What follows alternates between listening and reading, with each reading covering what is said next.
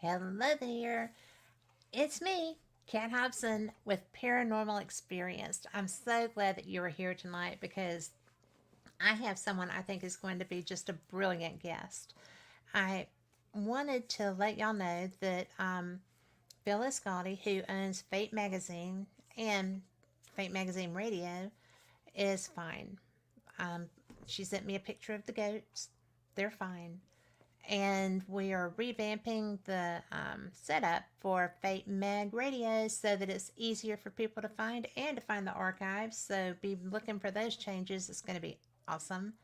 And I am so excited because, people are so coming together. North Carolina is really being taken care of thanks to the governor in Florida and all of their EMS people. This stuff down there is not as bad as it could have been. Still hideous. So please continue donating to both of those areas. Um, I am, in fact, I'm wearing my Maui Strong Lehana shirt, and my Appalachian Strong is coming because I love that area. The Blue Ridge Parkway is closed indefinitely, really, and that's one of my favorite drives, and that's where I go when I do my spook light investigations. So there's a lot of people whose lives have been permanently changed. And if you could just keep all of them in your mind, because you know what? If not for Providence, whatever, there go all of us. And they just need to be, if you can't donate, just pray for them. Because you know what? There's power in that too. Now, I have to tell you that my guest tonight is another jail owner. I'm so excited because y'all know Portals to Hell was the show I was in with Shelley Robertson's jail, the old Paulding jail, which is so much fun to investigate and has such interaction with the spirits. But this is Kris Sumner, and she owns the historic Scott County Jail in Huntsville, Tennessee.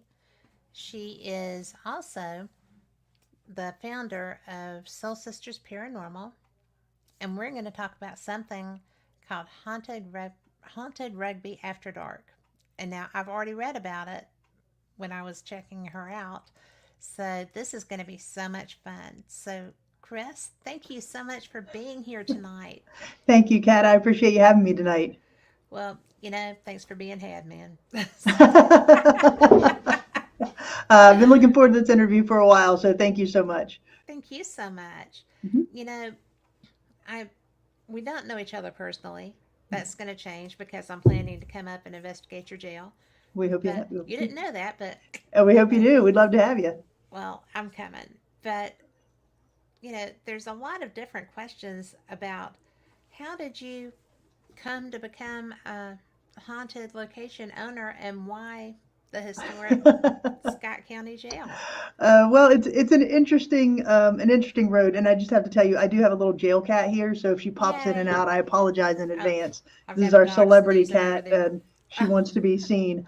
Um, I love but it.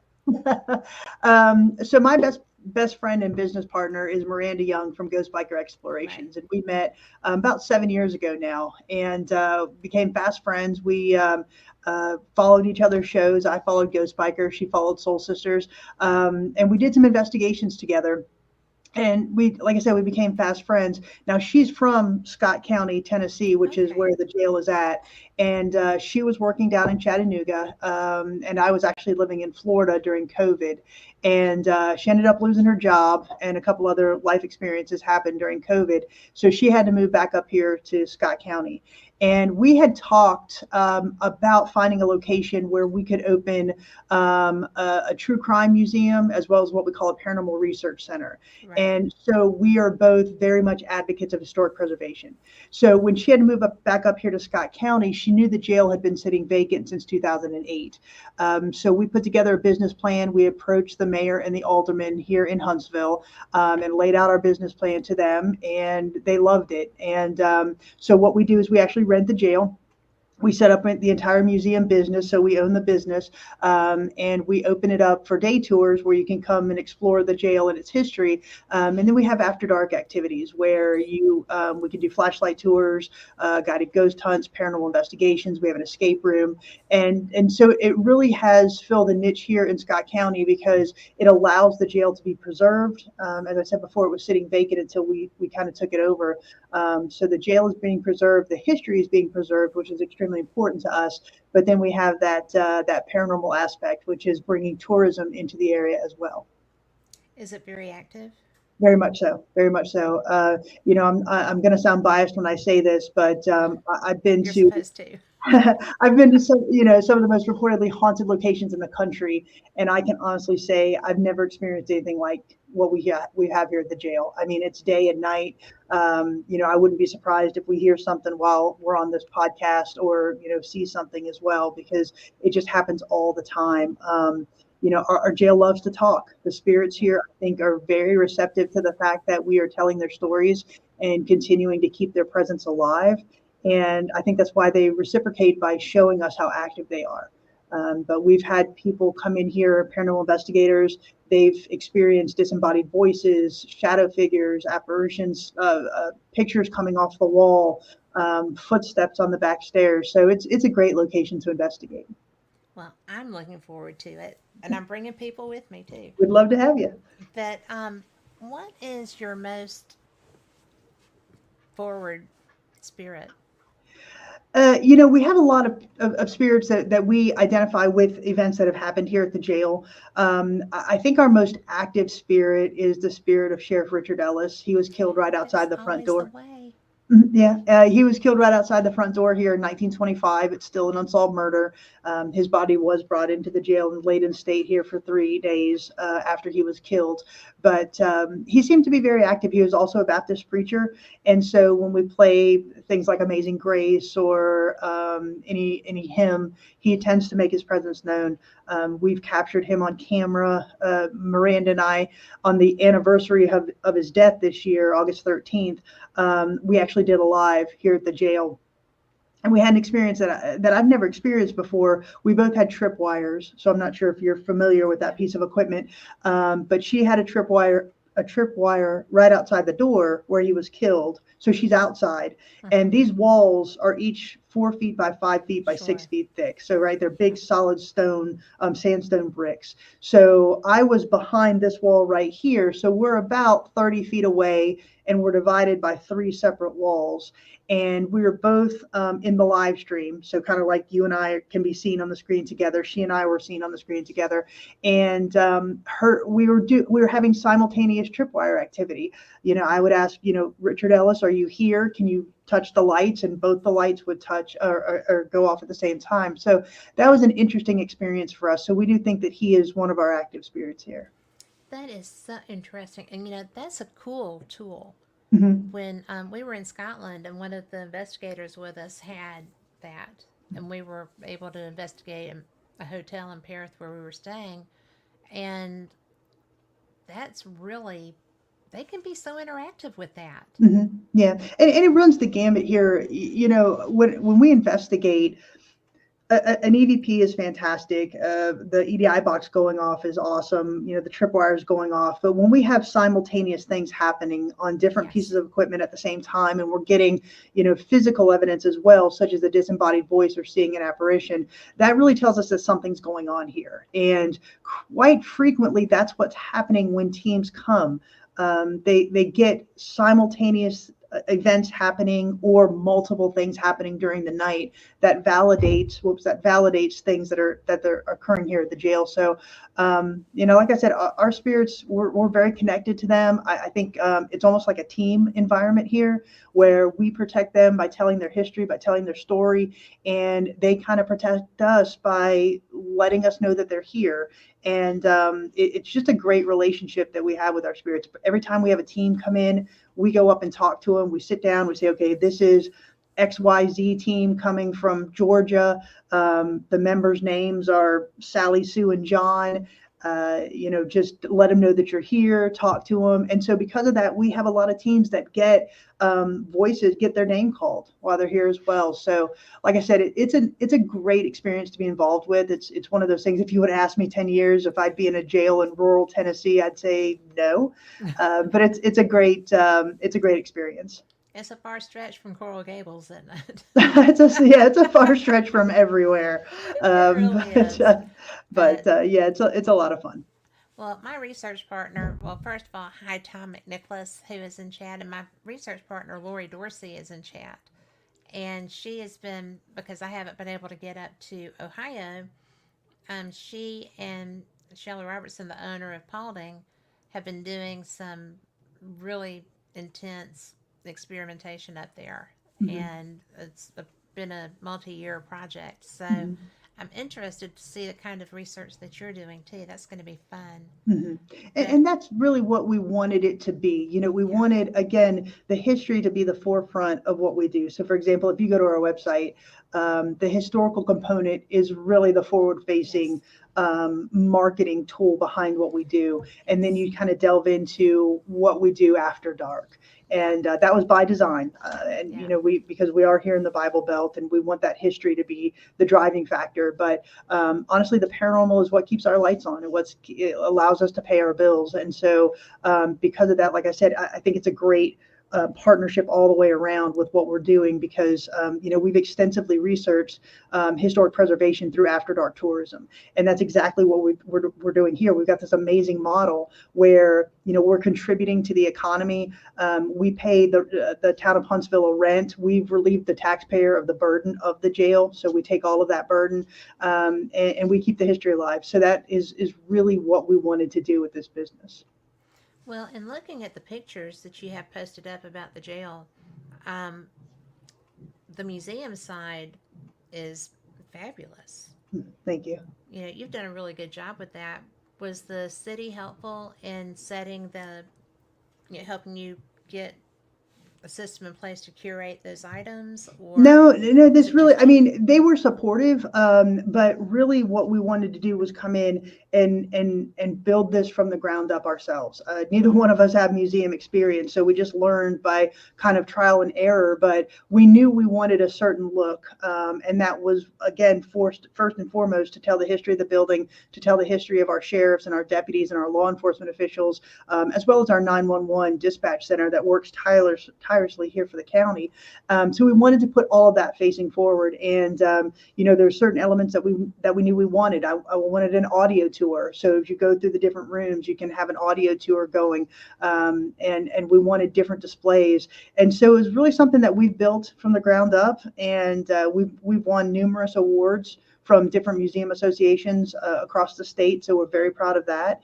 And like I said, because of that, it's one of those things where we've gotten recognitions on both facets, both the historical side, the historic preservation side, but also from the paranormal side. So for us to be known as a location that is really enriching the history or preserving the history of the location, as well as a legitimate paranormal investigation location or research location, that's something that we're extremely proud of.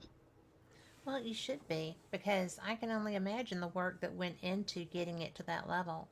It's it's not an easy task, especially when you're dealing with antiquities, because there are rules about that. And as I'm sure you found out, right? Yeah. So we've had a lot of people donate different things. We've had detectives come in and donate different things, uniforms, badges, detective manuals and such. We've had the families of officers or sheriffs come in. Our current sheriff, Brian Keaton, he donated some stuff as well. And so it really was a community effort in that respect. We kind of put out an all call, and it took a minute for people to understand what we were doing. And once they realized that we were legitimately preserving the history and telling the history of Scott County to a different audience in just a different way, people became very receptive to that. through the paranormal, we've been featured on magazines, international magazines. We've been on every news station in Knoxville and in East Tennessee. We've been written about in magazines, both national and international. And we've brought exposure and tourism dollars to an area that is extremely distressed.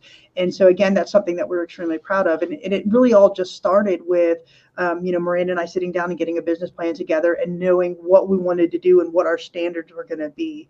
And we set that bar very high for each other. And I think we've accomplished quite a lot. There's still a lot to do, but we've accomplished quite a lot. What's still on your going forward list? What's your next big thing that you want to do? Well, you mentioned at the top of the show that we have historic rugby after dark. Now, rugby is a utopian village that was formed in 1880. It's about 20 minutes from the jail, and they have what's called a living museum. So during its heyday in the 1880s, there's about 68 structures that were there in this little utopian village, and there's still 14 of the original 1880 structures remaining. Oh, And so wow. they have a museum that operates daily, but they didn't have any nighttime after dark activities. And so we formed a partnership with them to run all of their after dark programming. So we do guided lantern tours, we do guided ghost hunts, we do paranormal investigations. And so that's really what we want to do. We want to just take this idea of historic preservation through after dark tourism and really kind of march it down to locations that are really searching for different revenue dollars. As I said before, I've been extensively researching this for about 2 years now, and after dark tourism is a $30 billion a year industry. Yeah. And so when you see museums that are struggling for revenue, especially after COVID, to be able to approach them and say, we can help you design this, we can help you get those dollars from a unique perspective. That's something that we're trying to do and that we want to do. To help other locations really preserve their history, but do it with a unique mechanism. Are you finding that maybe people in your town and people that you know have other locations that the potential for the haunting is strong? Um, are they receptive to you, or are you having to kind of finesse that? They are to a point. What we do is we lead with the revenue aspect, right? So, for example, when we put our business plan forward before the town of Huntsville, we had a 30 slide PowerPoint, and we didn't mention the paranormal until about slide 17. And it's really about how we can bring revenue dollars to a town that's already distressed or a location that's already distressed. Yeah.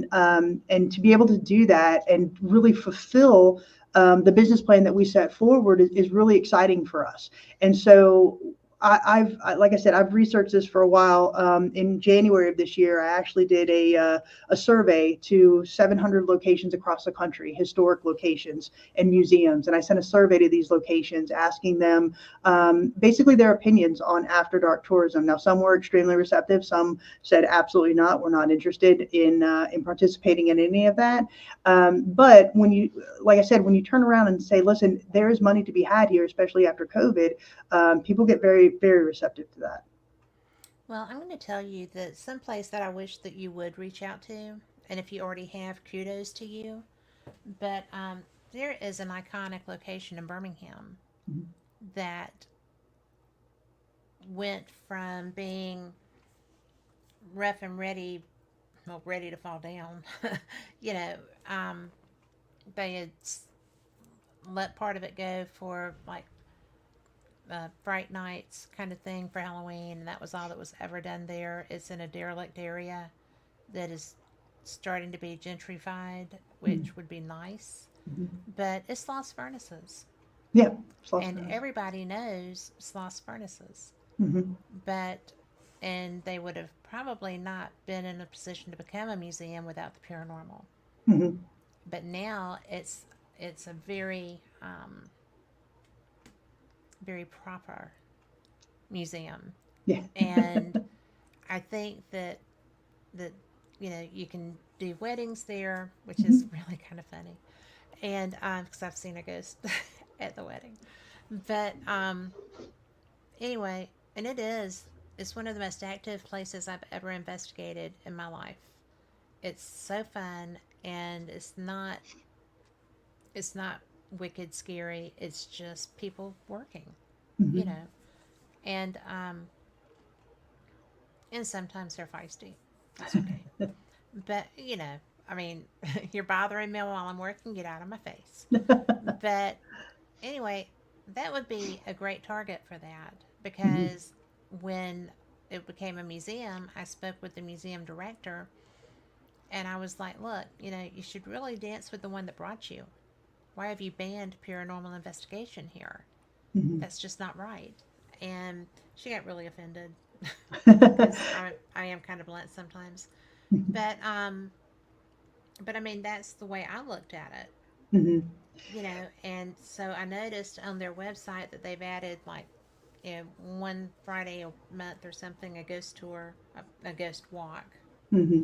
ghost walk, and but I'm more the bull in the china shop thing, but and I didn't know how to approach it the way that you do, but I'm going to suggest that you reach out there because that would be quite it'd be a feather in your cap, but mainly it would be really a yeah. The paranormal community has lost so much by Yeah, not being able to go someplace that's so extremely haunted because it's still very haunted. it has, but on the flip side, the paranormal community has shifted. Yep. And by that I mean it there's still a core group of people who are very much interested in one, historic preservation, and two, putting together a historic narrative of these locations that is Yes. valid and just. Yes. But you see this group of people coming up that are more interested in TikTok and Instagram likes and Yes. views. And I think that has really done a disservice. So, for example, I would agree with you. the survey that I put out, basically I asked the question, why are you, if you're against this paranormal investigations or after dark activities at all? I mean, it could be anything from a guided ghost hunt to a flashlight tour. If you're against this, why? And it's because of the negative stigma, right? Nobody wants to be associated with anything quote unquote demonic or evil or that type of look. And I completely understand it. That's why for the historic Scott County Jail here and for historic Rugby After Dark, you sign a waiver when you come in that if you mention demonic activity Yeah. on anything social media, either verbally or written, we will sue you and we will fine you $10,000 because you're voicing that and because it's not true.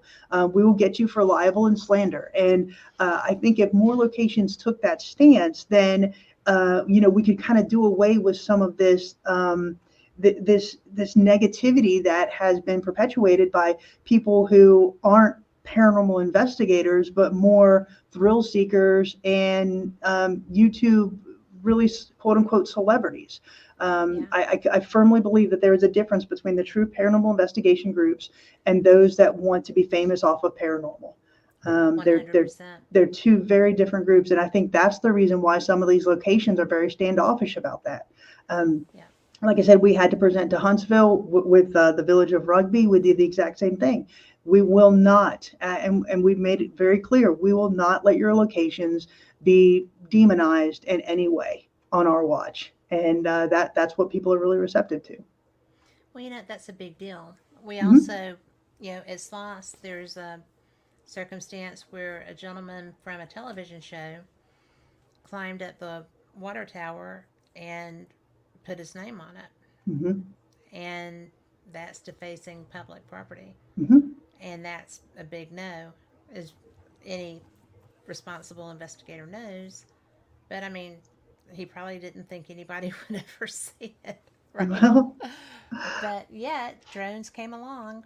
hmm. So, there is a problem with the fact that that was an extraordinarily public figure defacing their property.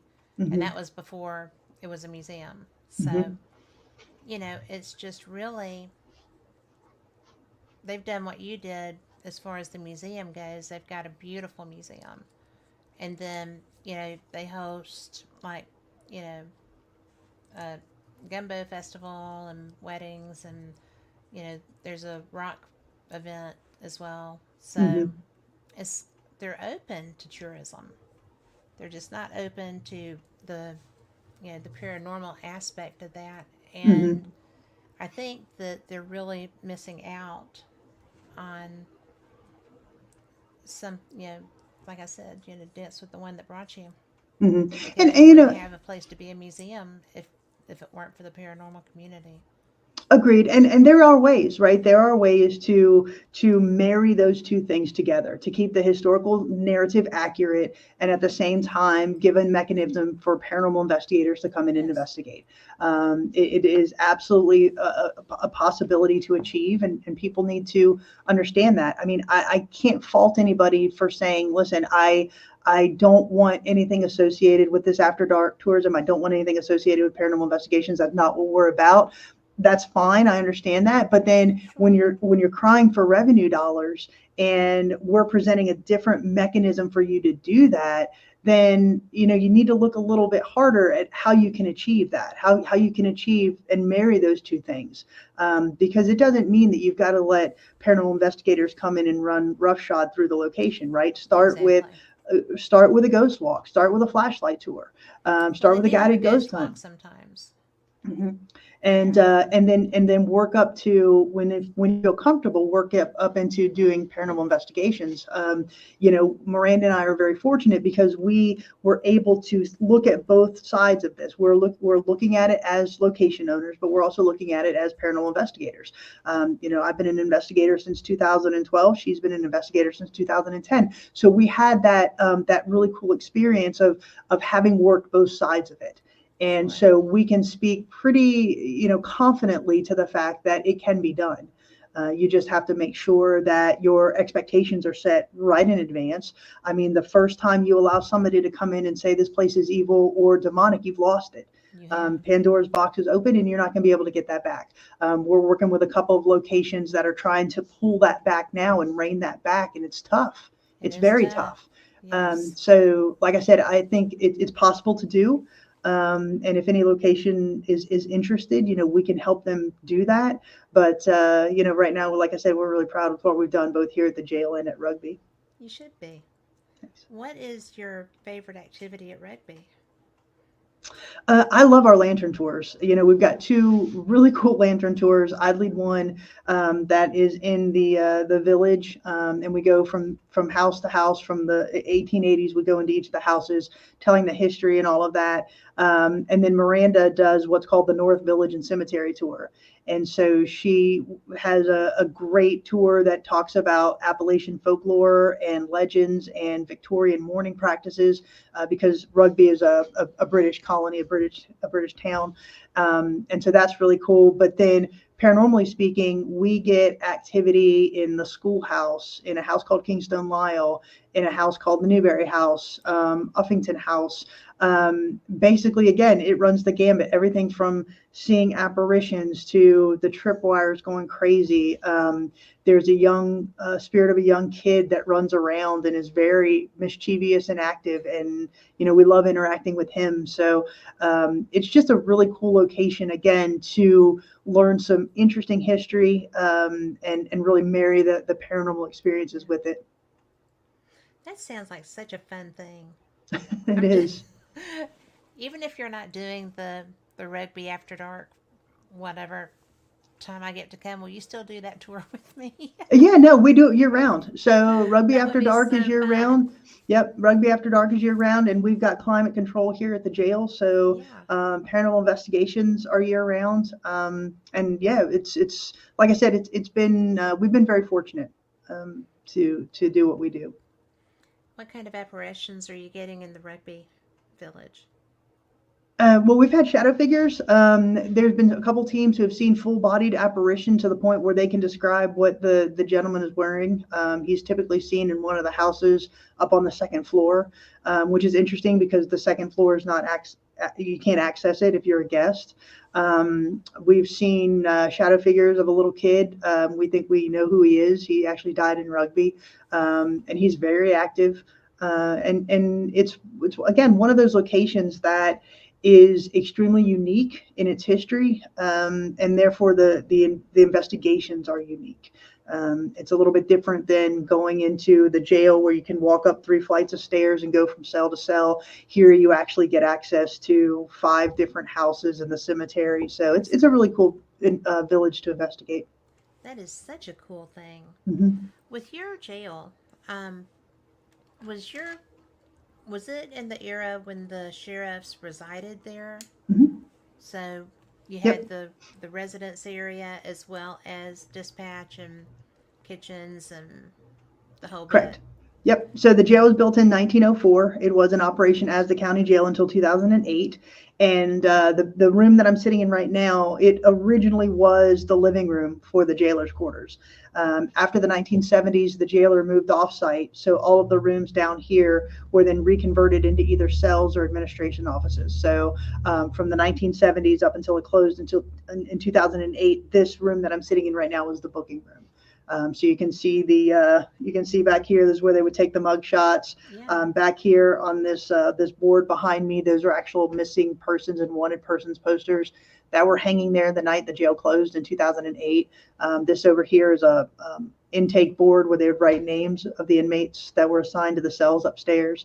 So just a lot of history. Again, we had a family member of a little girl who was born here. She was the daughter of one of the sheriffs. Oh wow. So they had a family reunion here last week. 20 of them came in and got to see where their grandma was born. So that was really neat. So That is again, neat. yeah, it is. So we have her picture up, and her son is one of the narrations on one of the audio tour stops, and so that really again brings that connection back to the families that lived here, as well as the inmates and all of that. When you came in, did you go through? And I'm having a struggle with the earbud here, so I apologize. No But worries. um, did you go through and clean everything out, get everything back to operational standards? As far as operational as a jail, no. Well, I mean, like, is the cleanliness and is it Yeah, so all we just like somebody walked out? Yeah, so we got the keys in July of 2021, and we opened in September. So from July to September, we were in here cleaning. We were buying display cases. We were finding research about the different stories here in the jail, as well as in the town of Huntsville. Basically, we just spent those months really doing a deep dive into everything that we could find out about the area, about the jail. Now, like I said, Miranda's from here, so she knows a lot of the families that were associated with the jail, and sometimes she's actually related to them. So we were able to find inmates that actually spent time in here. We were able to find former jailers, former sheriffs, former dispatch that worked in here. So we gathered all of their stories, and they're all part of either our audio tour or the daytime tour or nighttime tours that we give here. So yeah, we were able to really go in and, like I said, do that deep dive and get that historical narrative extremely accurate. That's so cool. I mean, every aspect of that is so cool. What did, what was the, I mean, because not just anybody's going to go do this, right? Right, And, right. you know, um, my friend, who I'm sure is a mutual friend, Hmm. yeah, Ronnie D, who did that at Old South Pittsburgh, Yeah. and that place had become. I was I was there the last time before they had to close it, and it was going to auction. Mm, I can't lucky you. believe he saw the potential and Hmm. bought it Hmm. because there would, and it's one of the best It's awesome. Old paranormal Top Hip research is centers. awesome. Yeah, Hmm. I mean, but for people that don't, it is one of the most pristine locations I've ever been in. Hmm. And, like, you know, you can cook in the kitchen. Yeah, and he you did. know, He you're did. not you're They not do. afraid you're not afraid to drink the coffee there. Yeah, yeah. But but that, and I have not been to Harriman Hospital yet. Harriman's awesome. I like Yeah, Harriman a lot. and Ronnie It's is about just like, 45 minutes from here. okay, good to know because when Hmm. I come up, I'm planning to. hit you, hit Go. Harriman, and go up to Octagon and get a hug off Bear, right? Yeah, So there you go. it's all good. It's gonna be a round robin. There you go. Got But and put rugby right in the middle of that. absolutely, I am Hmm. thrilled about rugby. I just spent 3 weeks earlier in the year in Scotland. In fact, Lori was with me, and our Hmm. friends Rick McCollum, a bunch of other people. Mikey's uh, Mikey was the best drone person on the Mikey Oh, Thompson. If you haven't interviewed him, you should talk to him because okay. he is brilliant. But anyway, so I'm not adverse to hitting because we were hitting them Yeah. like that. So we were Hmm. working with history and horror tours. They were Hmm. our chauffeurs. They took us everywhere, and then Inverness Paranormal and Scottish Paranormal are some of my good friends. And in fact, I'm going to tell people because I had Lee Dunn on the air with me not long ago. Wow! But he told me if I got his book Medium that I would know him much too well. I do know everything about him now. But this is called An Angel by My Side. This Oh, is a Lee cool. Dunn book. So if you're interested in mediumship and understanding the true story about an encounter with the Archangel Azrael, so that's that's uh, that's that's a That's good awesome. guy. All of the people that are, if you ever go with Scottish Paranormal Okay. and get them to investigate with you because they are brilliant. We will get you the hookup. Very cool. but I'll keep that in mind. Thank you. but it's so much fun to be able to go and see your friends that love the Hmm. paranormal like you do, Hmm. and just to get to be able to go and because Miranda gets around, She does. Yeah. she goes everywhere, Yeah, she is. Yeah. and and I've never met her face to face either, which is really weird and funny. But it's just so much fun to get to go and interact. And in fact, Tom and the second Tom in chat, and if I put my glasses on, I could read his last name. We're gonna go Nally? old time Nelly. Yeah.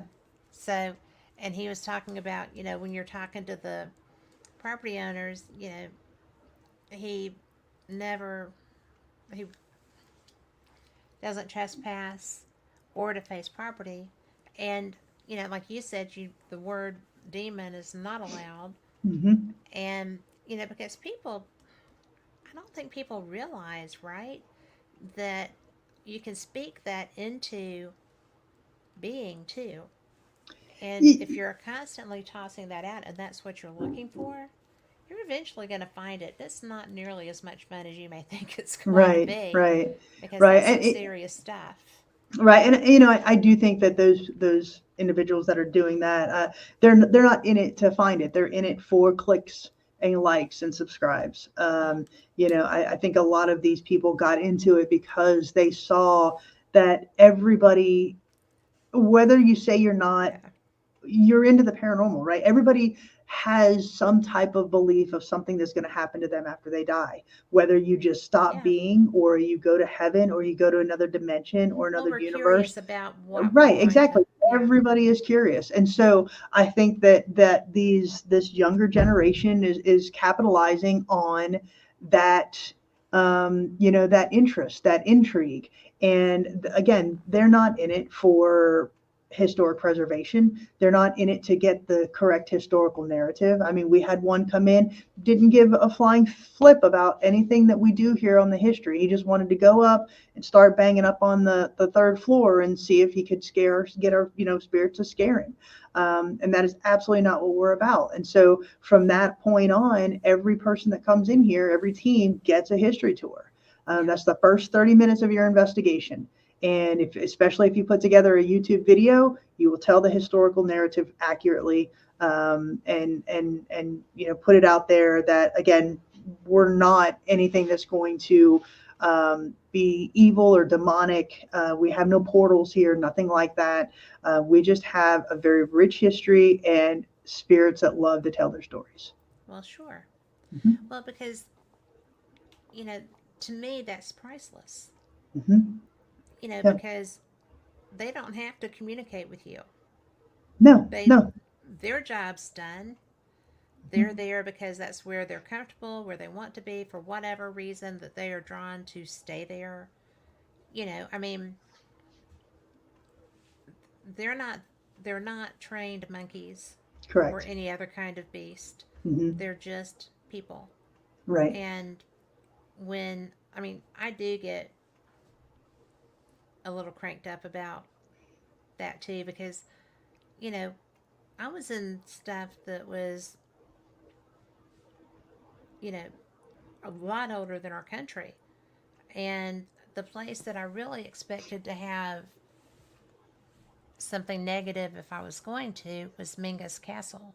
Hmm. We spelled Menzies. They say Mingus. Hmm. I don't know why, but in fact, I have had that discussion with you know my friend Gregor, who is the historian for Scottish Paranormal, and he just rolls his eyes at me.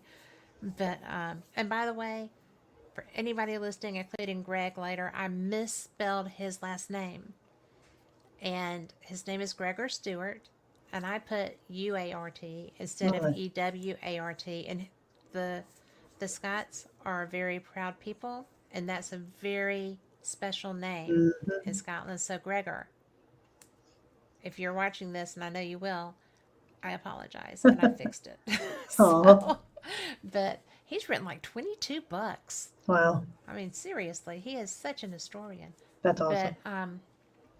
but I digress. But we didn't come across anything in maybe once, but in any of the places we went that made me go, I'm not coming back here. Hmm. This is not where I'm welcome. Right. And, you know, we did get to see the death mask of Bonnie Prince Charlie, though, so that Wow. was pretty cool. So, because they had to do that to prove the death, Yeah. right? Because no, everybody didn't, Hmm. they weren't going to believe that. And they used wax. Wow. So it was just like, talk about getting waxed. But it was thick wax.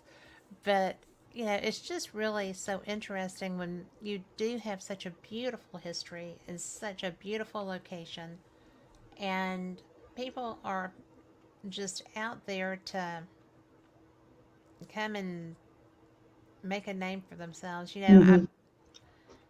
I don't tolerate that either. Right. Yeah. And I don't do demons on the show. I don't Hmm. go looking for them myself when I'm investigating because you can get one to come to you Hmm. and it will Yeah. stay with you. Yeah. It will be your friend. And So, to your point, we have a lot of friends in the paranormal community, both between Miranda and myself, and then sure what you we do. do here at the jail. And it takes a long time to build a great reputation in the Yes. paranormal community. And I think both Ghost Biker and Soul Sisters Paranormal have Mm-hmm. a great reputation, You and the do. jail has a great reputation. And we are not going to lose that because somebody wants to come in and have a YouTube channel or a TikTok channel, and run around screaming demons. And so that is, like I said, the very first team that came in here got the same spiel that we give to every team since you will not mention the word demons in any type of social media, both verbally or audibly or written. And if you do, we will sue you. And Yeah. we're very staunch about that. And I think it's served us well because of that. We've had people call us and say, oh, we can put you on the map. We have 100 million followers, and that is great. You can absolutely come here, but we will tell you that the minute you say the word demons, You're out. you're done. You're done, Yep. and we will come after you. We don't hear a word from them, and so that tells me two things. One, that they're only in it for whatever they're in it for, and two, they have no respect for the historical significance of where we're at. Well, And and they have no respect for the spirits of course, of the yeah, oh, location absolutely, because they couldn't care less. absolutely. And It's like I said, we've come in here and we can go upstairs and talk to the spirits. We know where most of them are on the first, second, and third floor. We will talk to them, and we are very protective of them, mm-hmm. and both here and at Rugby. And it's one of those things where I think you have to be a location owner to kind of appreciate it, or have a location that you investigate a lot that you're comfortable with, to understand kind of what I'm saying. But Yeah. like I said earlier, they're our team. We're a team here. It's Miranda, myself, the spirits, and our jail cat Sally.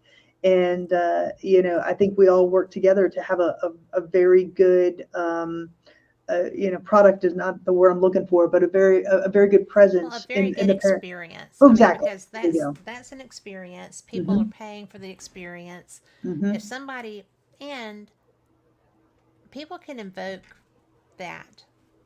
If Hmm. somebody is going through the jail, they can invoke something into Hmm. being. And I don't want to follow that. Hmm. I don't want to follow that. Right. And, so, because I've gone to a location that was supposed to be just, calm and experiential, Hmm. and you're going to have just this activity. This is what's here. Hmm. And out of the blue was just like, that's not what's here. I'm Hmm. out. I'm not dealing with this. I'm not Hmm. investigating this. I have grandchildren at home. Well, not at my house, but at their house. But I'm with them, and I don't want to be exposed to that. Right. And if it's something that somebody brought with them or invoked into being there, which is possible, it's going to be pissed. Hmm. I mean, not just a bad guy, but it's going to be mad and or gleeful and looking for something to do. I mean, that's not, I mean, they're real. Hmm. That is a real phenomenon. And if you've never experienced one, then you don't understand what you're doing if you're looking for one, Right. Exactly. And I mean, it is. It's all about the intention that you go in with. Like I Yeah, said, we've been to some of the most reportedly haunted locations in the country, and yeah. I can honestly say I've never experienced anything evil, malicious, demonic, hurtful, anything like that. Well, I But did, on but the it was flip a side, private, a residential. okay. And, but, but still, it can be invoked anywhere Hmm. if you're looking to do that. And like you said, I don't understand. I guess that you make more money the more clicks you have. I get that. But at what price do you pay to get those? you know, it's not worth that. I mean, I guess it just depends on your standards, right? I mean, you've got YouTubers out there that are making millions of dollars, and Yeah, I literally mean millions of dollars I know. because of their followers and such. And when we have a quote unquote celebrity, YouTube celebrity or Yeah. whatever, give us a call. We actually do a deep dive You have into to. who they are. We contact other location owners. Hey, what was your experiences with these people? What did they do? Would you have them back? Yes or no? Positive, negative, and we have no problem saying, just this isn't going to be a good fit for you. And that's just because we're extremely protective of what we've built, what we have, and our spirits who reside here. Mm-hmm. And we're not going to be apologists for it, but that's what we do. That's how we run our operation. Well, you. That's what I had heard. Okay. I love that. I love that. So when I say that I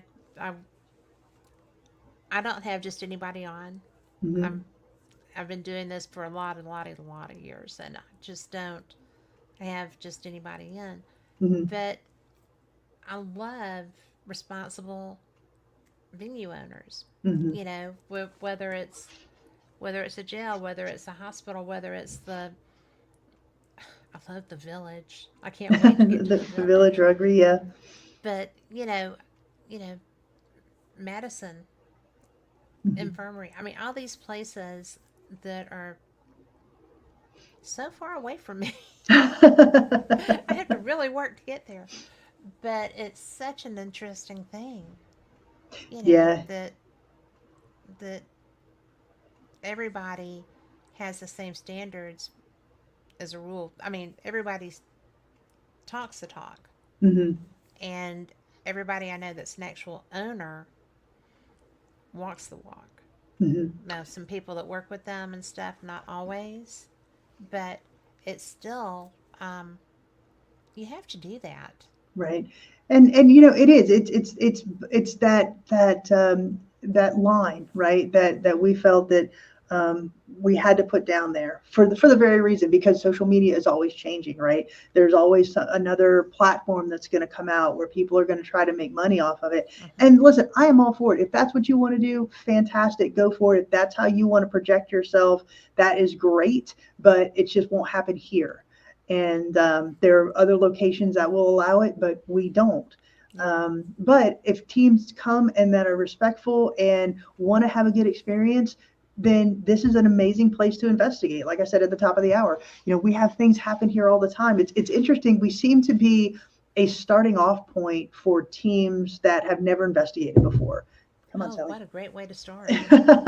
Yeah, That's sorry, great. this is Sally. Oh, that's Um, fine. so, I have Wally over here, so you may hear him snore later. Gotcha. And we love that. We love when teams come. I mean, we numerous teams contact us. Hey, we've never done an investigation before. We're a brand new team. You know, we'd love to come to your jail. We've heard great things, and we love people like that. And because honestly, it's so active. I'm not going to say we guarantee, because obviously you can't do that, but Well, yeah. I'd say 90% of the teams that come in here get something, whether it's an EVP, whether it's footsteps, you know, to the extreme. Like I said, we've had pictures come off the wall at various things. We've had full body apparitions that people have seen, and it just really runs a gambit here. Even the bathroom that people can use. We had a team here a couple of weeks ago, and this gentleman goes in and uses the restroom. He doesn't turn his voice recorder off. And about 20 minutes later, he's knocking on the door. Listen to this. Listen to this. You're not going to believe this. And while he's doing his business, you hear a woman saying, "Let me out of here," while he's in the bathroom by himself. And so those things happen here, and That's it's so just it's an funny. amazing location just to be a part of and be associated with.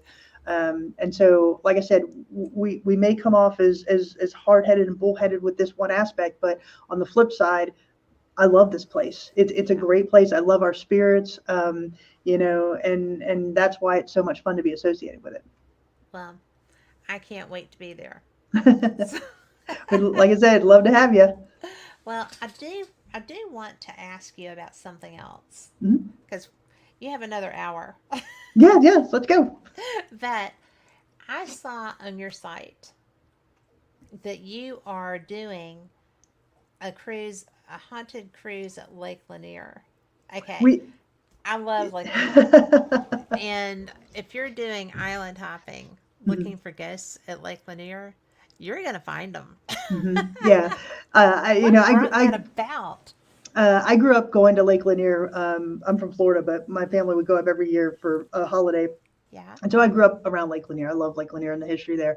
But through the jail, Miranda and I, we do a podcast every week called The Jailhouse Informant. It's every Hmm. Thursday. And so we look for guests that have different stories. And we have different series on there. For example, one series is our Jailhouse series, where we talk to other jailhouse owners about what they've done in their location, their historic jail.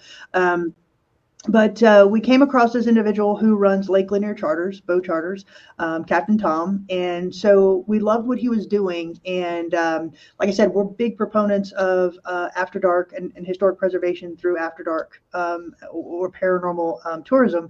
And so he needed a mechanism to get revenue, right, during the winter months, because his season is obviously in the summer, where there's millions of people that come and visit Lake Lanier. But Easily. you know, obviously in the fall and into the winter, that tourist level drops off. So he was looking for something creative, and he came up with haunted boat tours. And so we had him on the program. Interesting guy to talk to. Knows all the history about the island, about the lake and the islands and all of Hmm. that. And so he said, if y'all, whenever y'all want to come down, let's do a boat ride. And so we're going down on the 21st. We'll be at Lake Lanier, both Miranda and myself. So we'll be cruising as Soul Sisters Paranormal and Ghost Biker Explorations. Okay. And we've already sold numerous tickets on this cruise. We'll be on the 6:30 p.m. cruise Eastern time. And we're really excited about this. So we're hoping that, you know, once we do this first cruise with him, and he runs them through October. He runs them every Okay. night. We're hoping that we can form a partnership with him to maybe do a Ghost Biker and Soul Sisters cruise once a month or something like that. So that's kind of where our hope is, that we can form this partnership with him. But it's very interesting. We're really excited about it. What are you anticipating finding, claims Um, wise well, we're or hoping that experience wise? we're hoping to experience some of the claims that are on this island that he's going to take us to. Apparently, there's some Native American activity that happens there. He actually, we're going to take some of our equipment, but for those that aren't into the paranormal or paranormal enthusiasts, he has K2 meters and such that he gives to guests, and they've had some interesting experiences. They've had a few disembodied voices on this island, which is pretty neat. Yeah. And so, yeah, that's kind of what we're going to be looking for. It's going to be an interesting experience. Well, I just think that's such a great idea. I I do too. do. And again, that is outside the box thinking, right? That you need revenue and you capitalize on these experiences, right? You capitalize on this after dark experience that people are longing for. Like I said, especially since COVID, you Yes. have people out there that are looking for two things: a personal experience and a unique experience, and you can give it to them through after dark mechanisms. And so, for him to be able to do this, I love it. I absolutely am 100% behind this idea, this business, this marketing plan of his. So I'm excited to go down and do the cruise next Monday, and to maybe help him grow and do some different things. Well, I know that he's thrilled that you're coming too, because that's one thing. And Miranda has always been very good because we were not in the same area, Mhm. and I kept seeing her on stuff, and I'm like, I keep seeing this name. I don't Mhm. know her, Miranda. So, and I still haven't met her. I intend to, but I Yeah. still haven't met her yet. And but her reputation, like yours, is just stellar. I Well, mean, thank it's you. really good. And let's see, I'm gonna have to put my glasses on, Anthony. Oh, how does one? Oh, well, okay. This is a great question for you. Hmm. He wants to know, how does one find out how to buy places that are active? Really, Anthony, just ask, right? Find a location that you're interested in, or in your state or your location, and just start asking.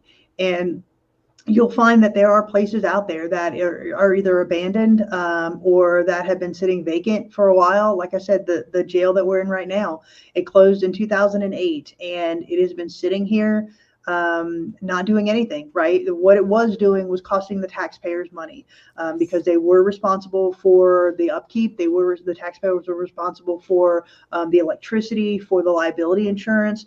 And what we did is we came in and we took that taxpayer burden off of them. We took the burden on, financially, and we're keeping the building alive and telling the story. So really, if you're interested in the location, just ask and put out feelers. There will be locations out there, that are available, that people are interested in either selling, or go to the property appraiser's office if it's a building that's been sitting vacant, or if a town owns it or something. Go to the property assessor's office, get the contact information, and just put out feelers. And believe me, one will come around. Well, we've got another question. Um, Anthony said, bring candy or pack or plant seeds. Hmm. There you go. But and Tom McNicholas wanted, and hi Tom, wants to know how you control rowdy guests that Well, if it was up glasses. to me, if I was on a boat and had a rowdy guest, they'd be going overboard. But Oh, absolutely. They'd that is swim. for Captain Tom, to decide. We don't run the boat tours. That is not us. That is Captain Tom. He runs those boat tours. We're just guests on this particular boat tour that he's doing on the 21st. But we would love, like I said, we'd love to partner with him and get something going where maybe we do something once a month or a couple times a year, and allow people to come to investigate with Ghost Biker Explorations and Soul Sisters Paranormal. But as far as rowdy guests here at the jail or at Rugby, if we have somebody that comes in is either rowdy, cutting up, or intoxicated, that is a one-way ticket out the door, without a refund. As soon as especially impaired. Yep. I mean, When you you absolutely Mhm. absolutely can. Yep. And If once you purchase the ticket, you acknowledge on our little ticket form that you will abide by all rules, or we can escort you out without a refund. And that's how we deal with that. And we've done it. We've done it. yeah, well, I think every owner has. I mean, because of the mindset for a lot of people when they get there, because I paid to be here, chick, Hmm. Hmm. and then you get the burly, rowdy, I'm the He-Man, and I will absolutely kick these ghosts' butt. And it's like, yeah, you do that, buddy. You Yeah. make sure No. you tell them, especially up in the cell block. You let them know Right. that because they're Yeah. looking for you. They're excited to have you here. But Anthony also wants to know, the question, is if the place is active only at night or also active in the day. I have not found that places go dormant, because especially No. if it's a place of business like this, Hmm. right? Because there's always intake and outtake, Yeah, outflow. listen, every location that I've investigated, we get just as much activity during the day as we do during the Yes, night. me too. The reason most places investigate at night, so for example, the reason why we allow paranormal investigations here at night is for two reasons. One, we have open daytime business hours. So the after dark is the only time you can investigate. And then two, the senses are just heightened when you're on an investigation. When the lights are out, you're not relying on sight. Your hearing becomes more acute. Your smell becomes more acute. Your sense of touch becomes more acute. And so the nighttime is just a different way to experience that. But that, like I said, that being said, some of our best investigations have been during the day. I've investigated Fort Mifflin in Philadelphia during the day, had some great activity. The Ma Barker house in Central Florida, I've investigated that numerous times during the day, and a lot of activity, disembodied voices, things moving, shadow figures and apparitions. Those are very active during the day as well. Here at the jail, if you go to our Facebook page, the Historic Scott County Jail Facebook page, there's numerous things that happen during the day. In fact, about 2 weeks ago, Sally, the jail cat, and I were sitting right here. I was working, and right behind me, behind this wall right here, was the intake room. And we have a display case sitting in there. And I'm just working away on the laptop, and these footsteps start thundering up above. And so Sally ran into the room. I grabbed my phone and ran into the room. She jumps up on the display case, and she's looking around trying to figure out where the footsteps are coming from. And I'm videotaping the whole thing. And this is at 2 in the afternoon. So you can go back and watch that video. You can hear the footsteps. And she and I are the only two physical beings in the building at the time. So you can go back and look at that. Right behind this wall right here on the other side, we have an elevator. It's an elevator that has not worked since the 1990s. It is padlocked. If you got to go upstairs, you got to take the stairs. So the elevator doesn't work, and you can't open the doors because they're padlocked. Miranda was locking up one afternoon at about 4 in the afternoon. She walks by the elevator, and something bams on the door from the inside. She grabs her phone, asks it to do it again. It bams on the door from the inside. And then she captured a disembodied voice from inside the elevator. So it happens during the day, Anthony. It's not a nighttime thing. It's not. Well, I mentioned Old South Pittsburgh. I was there doing an investigation, and I was doing, I was there to do a live feed. Hmm. And so this is years and years ago. But the elevator dinged. Hmm. Well, those elevators haven't worked since God was a child. Right. So, I'm just sitting there, and you know, this was the previous incarnation of an owner. But anyway, it was so funny because it didn't dawn on me to be surprised at first because it's such a natural sound to hear in a hospital, and I'm Hmm. right by the elevator. Hmm. And yet it didn't. And everybody was up there where we Hmm. were, Yeah. including the people that would have keys. Everybody was Hmm. up there. So I was just kind of like, well, and I was like, Yeah. did anybody else hear that? Like, because Stacy just stopped and she's like, two side order of grits, right? Like, why are we not talking? But it was so funny because I was clueless for the longest time.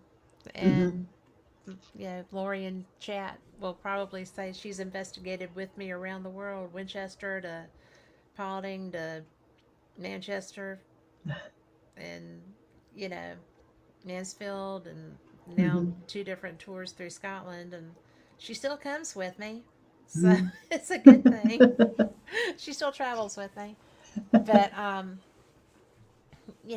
we investigate well together. So that makes it a lot of fun too. Yes, absolutely. Finding somebody that you can relate to and investigate well with is that's the key, right? So Soul Sisters Paranormal, it's my twin sister and I. So we have some very interesting experiences because of that. Oh, I bet you do. When you've investigated, first of all, outside of a location that you own or are affiliated with, where is your favorite public place to go? The USS North Carolina in Wilmington, North Really? Carolina. Yeah. I've heard Um, that's th- awesome. that battleship is absolutely phenomenal. Just from the historical perspective alone, you're talking about a battleship that was built in 1937 for the Yeah. war, and it saw action in every single battle of the Pacific theater of war. And 6 times the Japanese wrote that they sunk her, and it did not happen. And so, in 1961, they turned it into a museum, and just the story about how it became a museum is fascinating to me. Right, it was sitting in the docks in New Jersey, and it was going to be turned into scrap metal. And North Carolinians just rallied to save this ship. School kids were giving pennies to buy the ship back for North Wow. Carolina. It was led by a man named James Craig, and he just had this vision to bring the North Carolina back to Wilmington. And they bought her. They were bringing her back, and the day before they put her on the dock where she's at right now, James Craig took a helicopter ride up to see from the aerial view where it was going to be, and or a plane trip, and it actually crashed and killed him. Oh So no. he died the day before this ship that he tried to save was brought back to North Carolina. So just the story alone is just fascinating. But then you get inside and you're walking through this battleship, and you're seeing where all of these men served, and you're down in the torpedo room where the torpedo hit the ship at one point. It's fascinating. It's just absolutely fascinating. But Jenny and I were there. She and I were the only two people on the ship that night, and we were capturing disembodied voices, shadow figures, knocks and bangs, phantom smells that we couldn't account for. We were down in the kitchen, and we were smelling just a strong scent of roses, which we hadn't smelled before. Probably Wow. one of the best EVPs that we've ever captured. We had walked while we were setting up our equipment during the night. The doorways going through the ship are kind of narrow, especially when you're holding equipment boxes. So we were banging our elbows, and we just kept saying, "Man, hit it again, hit it again." So we were investigating after we had set everything up. We were investigating, and as a few hours into the investigation, we were going into the medical ward, and you hear me say to Jenny, "Do you want to come in here and do an EVP session? We can set the flare up." And Jenny said, "Sure." And as I walked in, this male goes, "Just watch your arm." And clearly, clear as day, best EVP. It was just it's intelligent. Yeah. It just the USS North Carolina. If you haven't been, just go, because the history is amazing, the activity is amazing. I cannot recommend that place enough. Do you know Rick McCullum? I know him of him. We have not met personally. He did a film on the on that ship, Hmm. and obviously, you know, you should talk to him about that. You should get him on and talk to him about that because Hmm. he is he's a fantastic guest. He's like my best guy friend, Oh. and he loves that ship.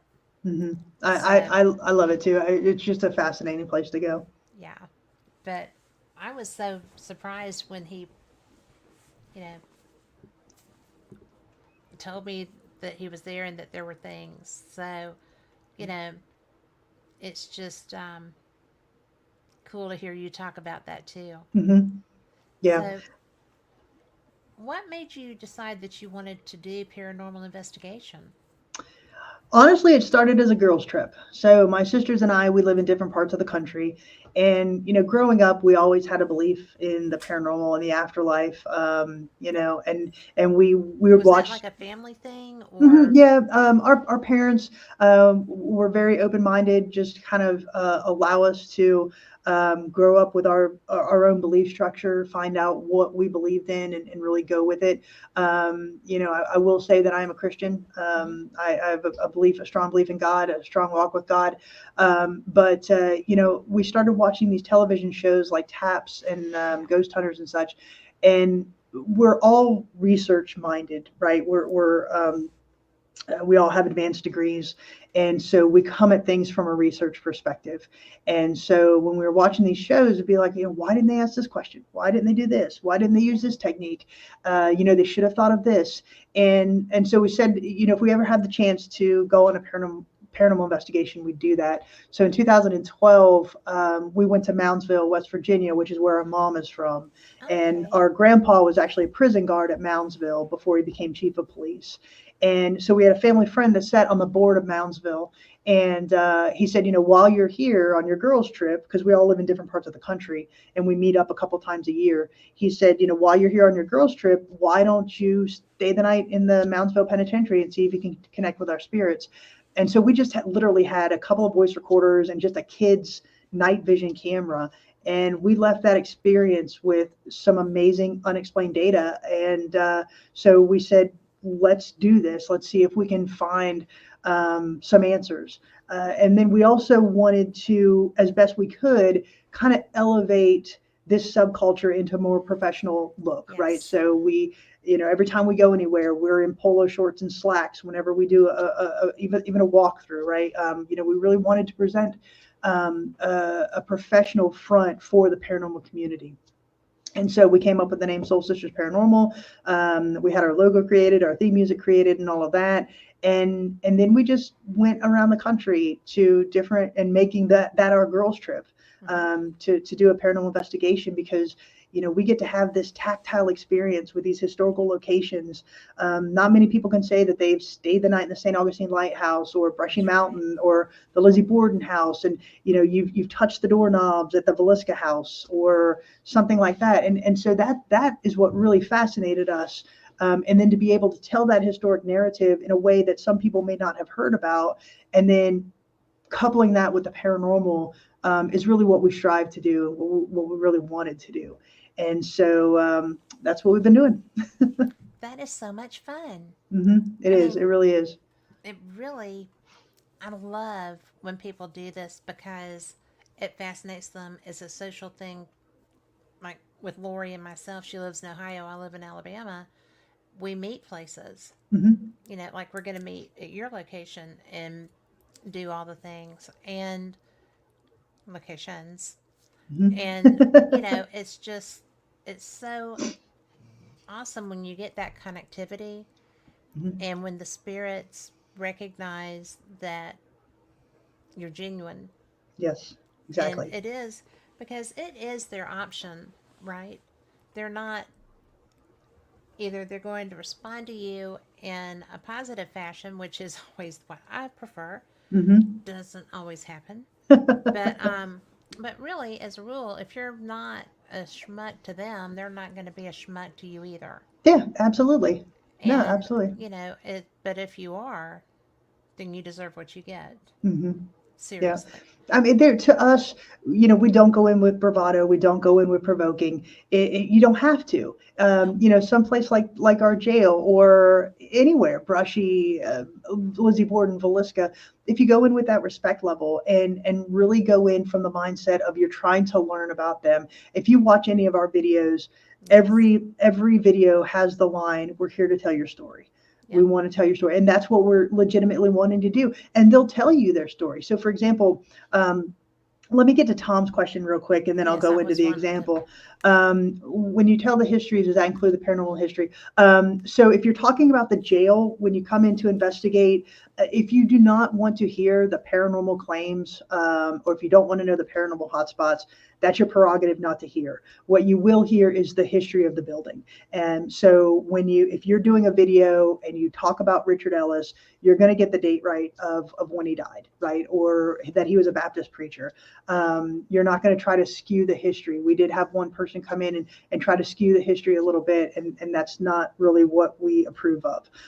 So basically, if you want to come into the jail and get the history tour and not paranormal, that is absolutely your prerogative. You don't have to listen to any of the paranormal claims. But the history, you will get that tutorial.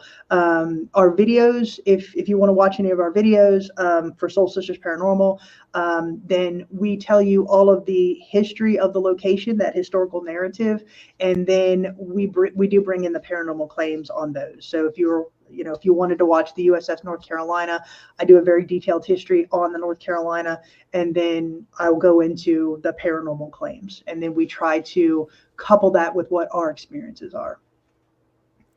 You know, this is going to sound, I hope it doesn't sound like I'm being condescending, because I'm not. I'm very impressed, and I love your professionalism and your approach to all of this. Well, thank you. But you're nothing like what I expected. I mean, Well, thank you. and that's a compliment. I don't take it as anything I but. mean, there's nothing wrong with what I expected, or you wouldn't be here, right? Mhm. But I love your attitude and your determination to create an environment where the museum and history side of that is so well represented. And if you Mhm. haven't been there and if you haven't looked at the site, you need to go look at their displays and look at the videos for this jail. But you know, you're so professional, Oh, thank which you. I did anticipate, but it's fun to hear you as you're sharing like about the North Carolina. I mean, bang, boom, bang, boom, bang. Watch your elbows, watch your arms. I mean, because that's what ghosts do, Again, right? I absolutely. mean, they are not, standing in the corner going, ooh. Hmm. They're kind of looking at you going, that's going to leave a mark. Yeah, it Somebody is. needs to guide her. But I mean, the Yeah. interesting thing about that story is we were walking into the medical ward, right? And so Yeah. you expect somebody to say, "Watch your arms," because knucklehead, I don't want to treat you in this We've been building, watching right? you. You need some Yeah, advice, right? elbows in, tuck it in. Yep.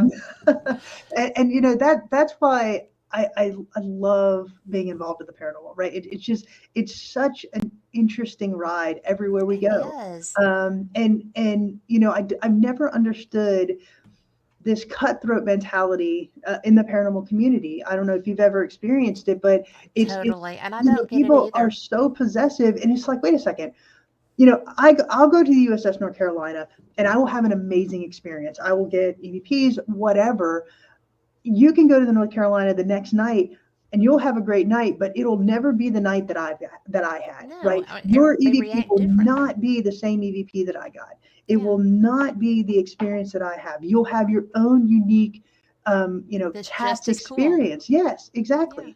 And everyone is unique. It's not going to be this cookie cutter situation. Now, you may capture footsteps here in the jail, and we've heard footsteps numerous times, right? That residual energy, Hmm. that's common. But if you can go into the medical ward of the USS North Carolina and have something say, "Just watch your arm," and you can couple it with the fact that you've knocked your elbows every night, that's pretty cool. Or every time you've Yes. gone through the door at night.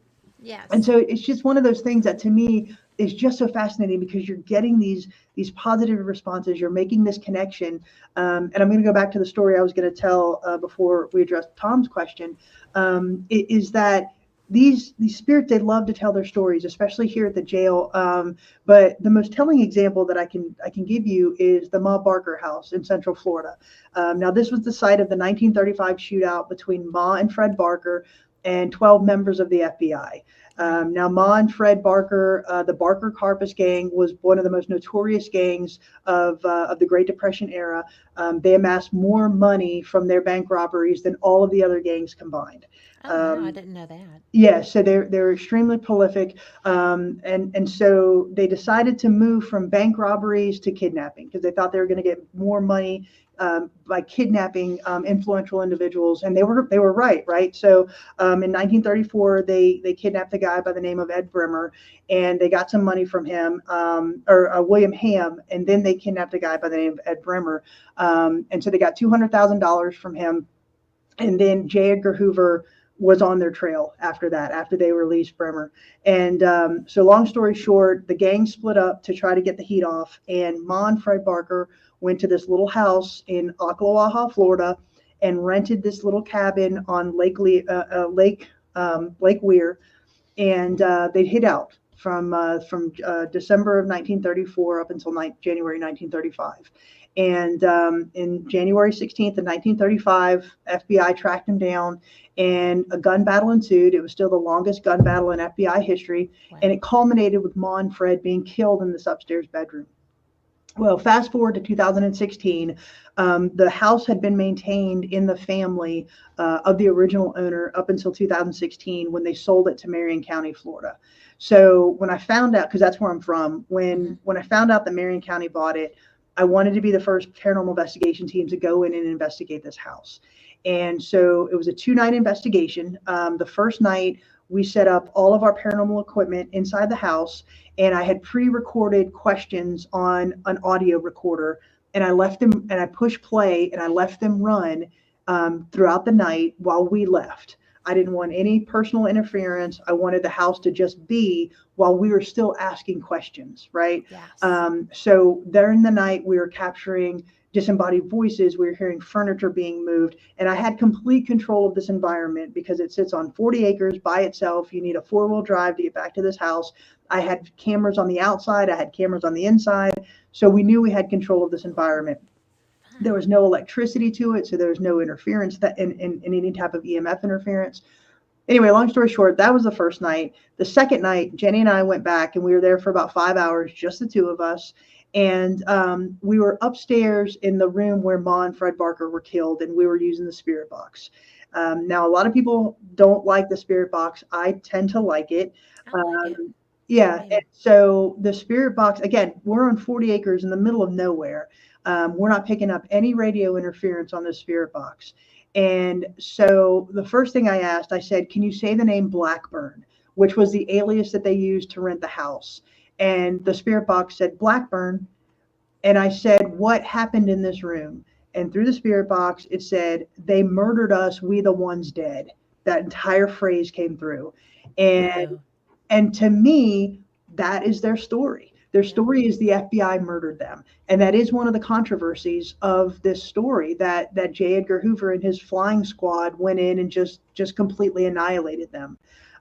So that to me is them telling me their story, that they were murdered by the FBI. That's why we do this. That's so Exactly. cool. Exactly. And That's so cool. yeah, and so I love that investigation. That was a great investigation for us. Same thing here at the jail. Directly across this room was when the sheriff lived here up until the 1970s. That was the master bedroom. So in 1933, we had a mob of people come in. They busted in the door, and they went up and got 2 of our inmates, took them out about 2 miles from here, and shot and killed them. Well, we had a author write a book about that night, and it's sold in our gift shop. And Okay. it's a factual book written from a fictional character standpoint. And so we had a team here one night, and they on the obelisk they got the word anvil, and it came through 3 times. And so they went to Miranda and said, "What does the word anvil have to do with this jail? Is there any significance?" And Miranda said, "Well, we just that day, that Saturday morning, we had gotten an advance copy of this book that was written about that night, and the fictional character's name in the book is Anvil Clemens. And so Miranda called the author the next day and said, Oh, "Why did you name your character Anvil Clemens?" And so he got quiet for a minute because Miranda had told him the story. And he said, "The reason I named him Anvil is because when the mob came through in 1933 that night, they busted in the door and they beat the jailer. They almost killed him. And as they were running upstairs, one of the guys said, 'We beat that boy so bad, looks like he got beat by an anvil.' So his nickname for the rest of his life became Anvil, the jailer. And so we did not know that. The team certainly wow. did not know that. But yet we have the obelisk saying the word anvil. So it's like the jail is telling this team, this is an important word in Wow. the history of the jail. It's a really cool example of, again, a location telling you answers that you didn't know existed. I love when that happens, though. Hmm. I mean, that is that is astounding. And that's what our jail does. I mean, like I said, our jail just loves to talk. Well, Hmm. when you said that initially, I was like, oh, well, sure. Yeah, locations do like to let you know what's happened there and stuff like that. But this is true talking. Hmm. Yeah. Yeah. This Like I is said, true talking. I had never, we'd never known the story of Anvil. Yeah. And like I said, this was a Saturday night. That morning we had gotten the advance copy, so we hadn't read the book. We were just thumbing through it and like, oh, this character's name is Anvil. That's pretty cool. And Yeah. that was pretty really the extent of it until the team came out and said, the obelisk never says three words, boom, boom, boom. But yet it said Anvil. Is that significant in any way? And apparently it was. That is so awesome. Hmm. So, what else does your jail tell you? Well, This like is I said, fun. I love it. I'd say probably about when the teams get things and we get things, I'd say it's about 85% intelligent. We Hmm. do have a lot of residual footsteps, mostly Yeah. whistling, coughing, humming. Those things I think are residual. But we had a team here, and again, this was from the jail was in operation from 1904 up until 2008, and Hmm. so we're still finding things in the jail, and by that I mean like shanks and shivs and different things like that. So we had a team here last year that was upstairs, and obviously they were using their flashlights, and they saw a glint in a crack in the brick, and they pulled out a Oh, razor. oh Um, my so, so, gosh. so we're still finding things, right? So the light fixtures on the second and third floor are the original light fixtures. So they're hanging down just a little bit. They're not flush with the ceiling. They kind of hang down, and so there's a little gap between the light and the ceiling. Um, so we had a team here one night, and there's one cell upstairs where if you step on the bunk, you can feel the light.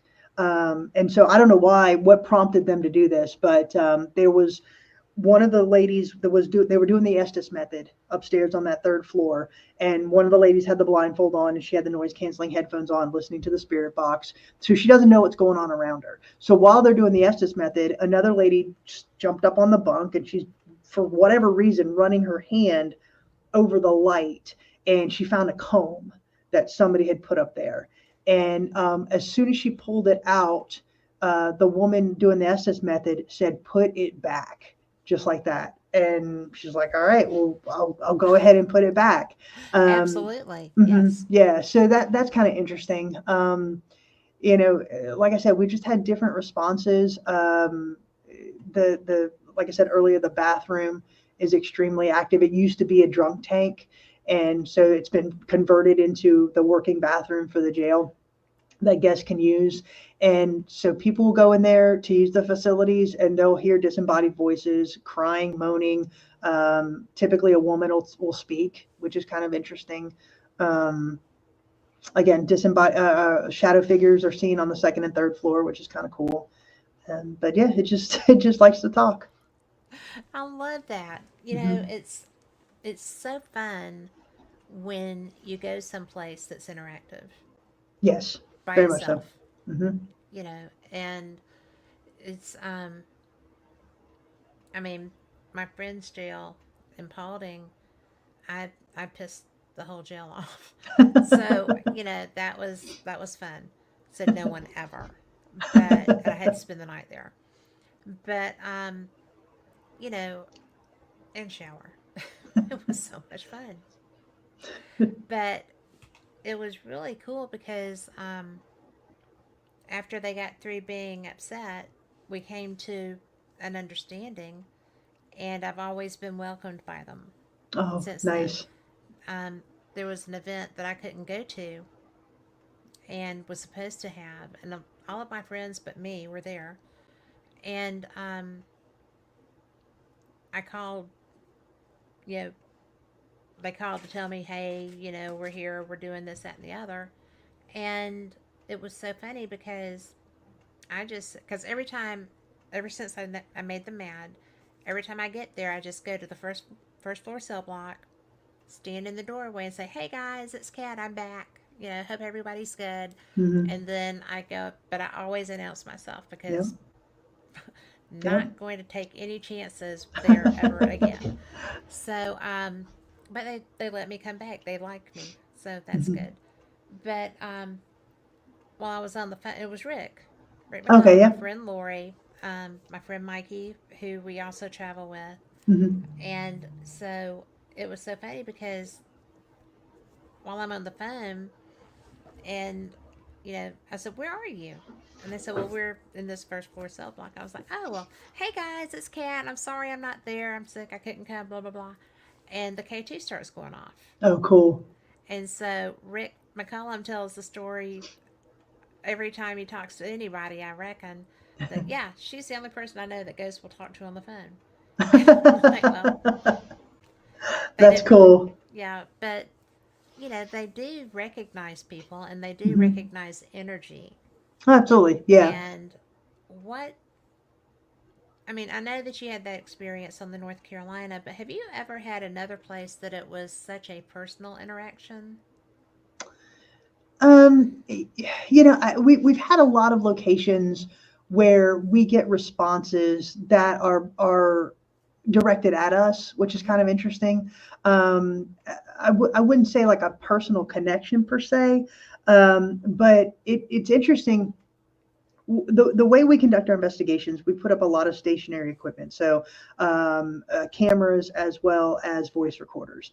And when we go back and listen to it, I listen to it in the raw. I don't put it through any software. I literally Yeah. plug in headphones and I hit play. So if I've got 10 voice recorders running for 10 hours, I'm listening to 100 hours of audio. Okay. And I feel that that's just how I do an evidence review. Anyway, we've experienced a lot of interaction that is injected into our conversations. Mm-hmm. A lot of what we get is almost like the spirits are saying, even if we don't hear them in the moment, it's that interjection of I want to be part of this conversation. Yes. So, for Yes. example, we were at the Lizzie Borden house. And so there are five of us that night. My two sisters, Miranda from Ghost Biker, and our friend Cara. And so we had rented the entire house, right? So we're staying the night there. And this was even during while we were still setting up. So the very first thing that we always do, even if we're bringing in our luggage, is voice recorders go out and they're Yes. recording. And so we've got them throughout the house. And so we're still bringing in our luggage. And so Miranda and I are upstairs. Michelle is in off one of the rooms off to the side there. And Jenny and Cara are sitting in the room where Andrew Borden was killed. And so they're just sitting there talking, right? Just having a conversation about the day, about our travel up there. And then they started going into the conversation of being in an axe murder house. Now we had already investigated the Villisca axe murder house. Mm-hmm. And so they're talking about the differences between Villisca and the Lizzie Borden house. And Cara says, well, either way, being axed to death would be a horrible way to die. And a man's voice says, it was. Oh. And now they didn't hear it in the moment, but we Right. captured it on the audio. And so it's just a very interesting interaction. And then about an hour later, Jenny and Michelle are talking, and we captured a man's voice saying, I'm standing right here next to you. Again, they're just talking about whatever, right? Not even about the investigation, they're just talking about the day. So we get a lot of those things. Like, Yes. I'm here with you. I'm trying to interject with you. I'm trying to interact with you. Unfortunately, we just couldn't hear it in the moment, but we captured it on audio. Um, we seem to have a lot of, we're an all-female team. So we seem to have a lot of interaction with children. They seem to be very, very receptive to us because I just feel that, females by our nature, we're a little bit more empathetic. And I think that's why children feel connected to us as a group. So yeah, those are the type of things that we get. I wouldn't say they're on a personal level, but they're more of a I want to be included in this conversation Yeah. level. Yeah. And I get that too. And I am the world's worst. I will always forget to review a recorder or, and then when I'm getting ready to go, because I download and I'll find one that I didn't dump, Oh right? yeah. And so I always play it, because I always play while I'm doing stuff. Hmm. And it's because otherwise I'll fall asleep while I'm reviewing. But if I hear something, because I can multitask and I Yeah. actually focus better that way. Hmm. But I'm ADD. It works. But it always blows my mind Hmm. that it's always that one recorder, Yeah. the one I didn't go through, Right. and it's like and I didn't review it right off the bat. I got a 3 voice EVP from Sloss one afternoon, Oh wow. and and it was just a random thing. I'd gone back down to make sure I didn't leave anything there, and as I'm starting to come back up, I heard people moving around the impellers and stuff, but there wasn't anyone there. Hmm. So, because it was a nasty day, I was the only one stupid enough to still be there. But it was so funny because I just, I had my recorder in my hand and I just said, "Who is up there walking around over me?" And never checked it. Ah. And so, fortunately, I didn't just erase it. I realized that it had fresh files, Hmm. and because I always set them back to zero. Right. Right. Of But course. so I was just like, "Oh my god." And it was direct answers, and they were mocking each other. Hmm. So, hi Gary. So, that's paranormal pastor is our friend Gary. Hey Gary. But it was just so trippy, and I get you. I mean, Hmm. you. I wish. Sometimes I can feel the energy, and I know somebody's there with me, but I'm not a psychic. Hmm. And definitely not a medium because I don't want to see. I Yeah. don't want death states. I'm terrified of seeing a death state. So I'm just like, don't show me. I'm so sorry. You can talk to me, Hmm. but don't show me this. Right. So they do respect that. Yeah. No. And, it's just kind of a weird thing that it's always the one I didn't listen to that has the Oh. most evidence on it. So that's why I never, I never clear something without making sure I've got a backup on it.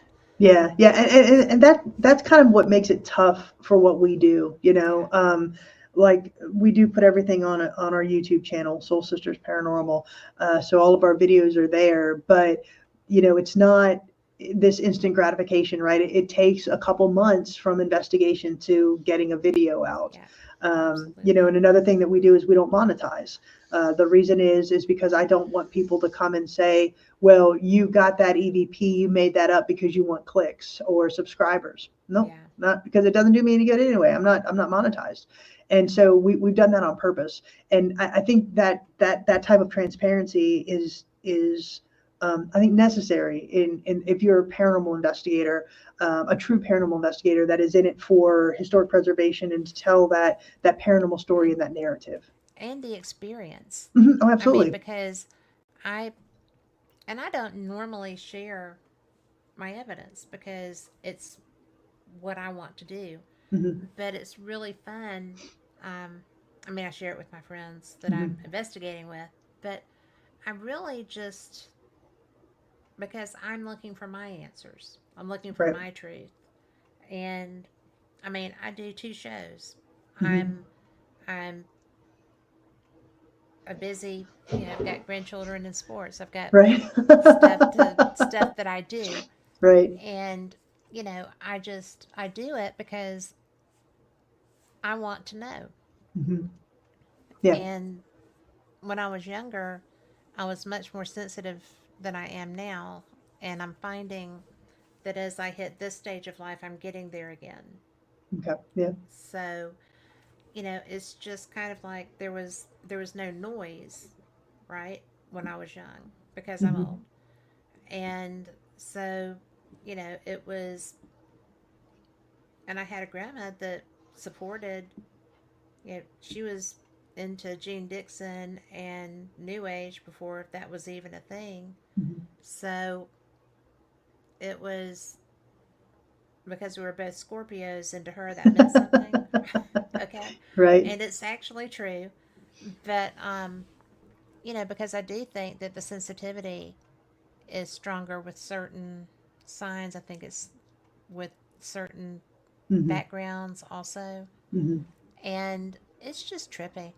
I Yeah. will I will know things with no idea how I know them, but I'm not a psychic. Yeah. I mean, Yeah. like I can't turn that off and on. It's not something that will always happen. Do Right. you have like gifts like that? Or Um, do you just do this? not necessarily like a psychic or a medium gift. I am a twin, so Jenny and I, we do have a different connection than I think most siblings or close friends do. Absolutely. I there's things that have happened between us. She's when she's a state away or something like that. There'll be times when I'll just call her instinctively, and something has happened, or she'll call me. So that makes it interesting to investigate with her as well, because we're kind of on that same wavelength, and it's kind of like we can go into an investigation and not even really have to talk. We know exactly what we're going to do and how we're going to do it, and so that makes it kind of very cool. I love investigating with her. She's my best friend. Yeah. Um, but as Well, you far shared a as room together for a while. yeah, exactly. We're roommates, and so so that's really cool. So she and I have a connection, but as far as on an investigation, there are certain things that have started to happen over the last few years. For example, for me, it's my right leg. If it starts to kind of feel like it's gone to sleep, like that tingly feeling, it usually indicates to me that something is going to happen, whether an EVP or we're going to sense something.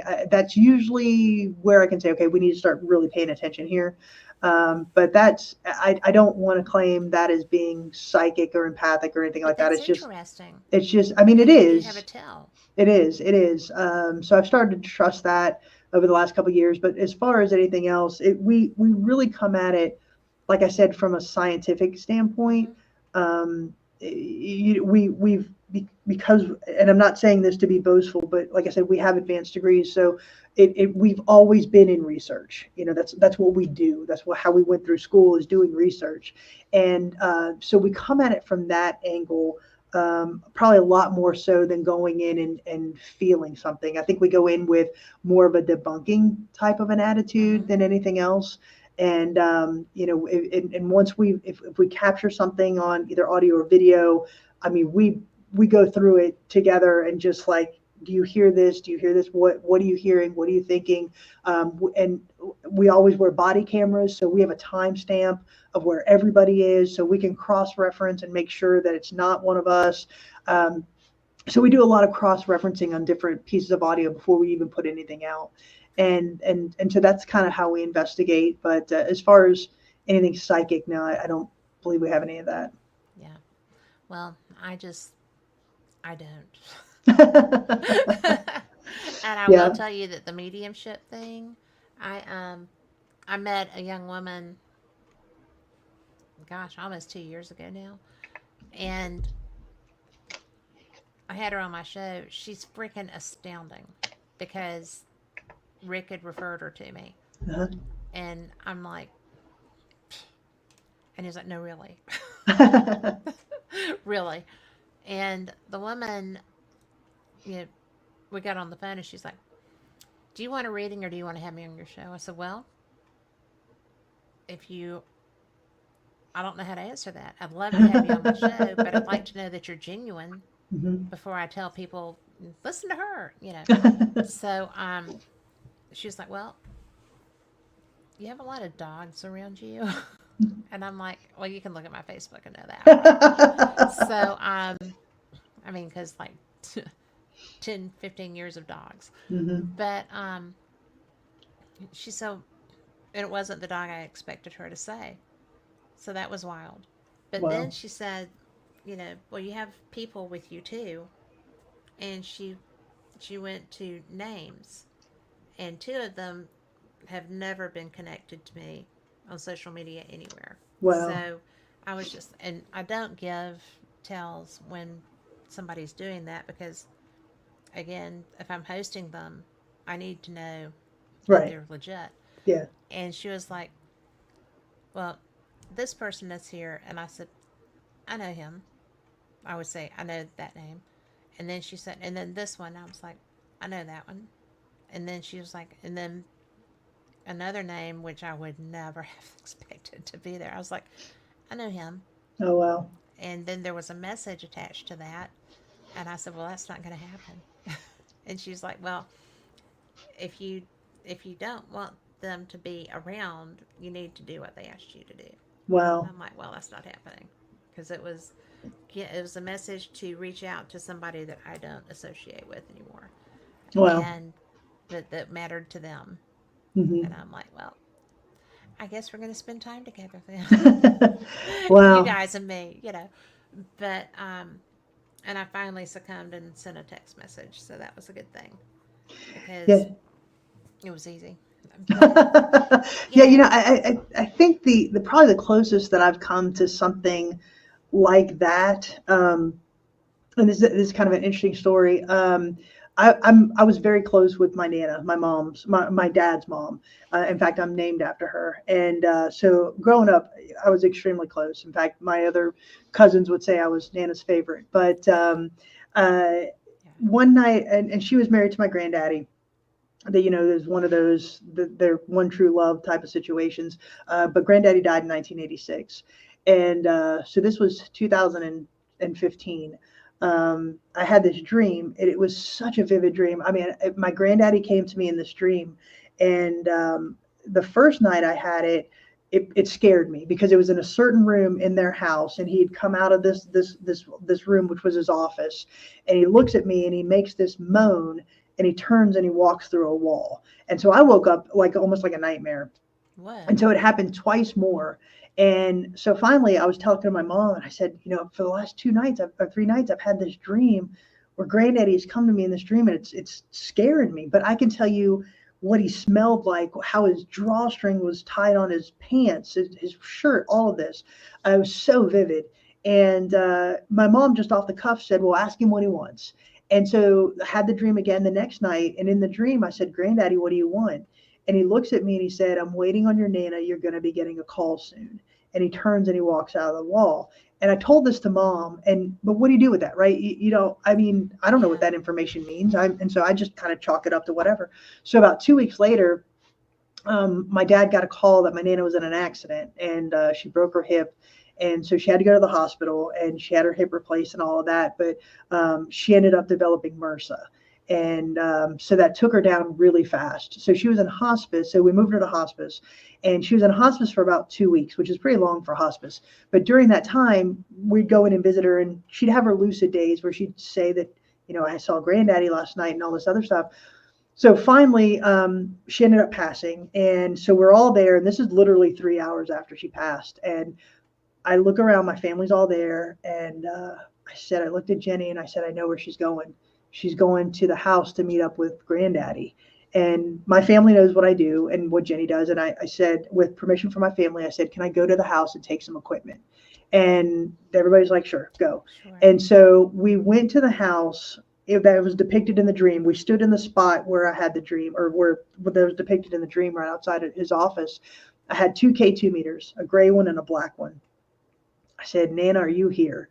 Boom, both those K2 meters are just going crazy.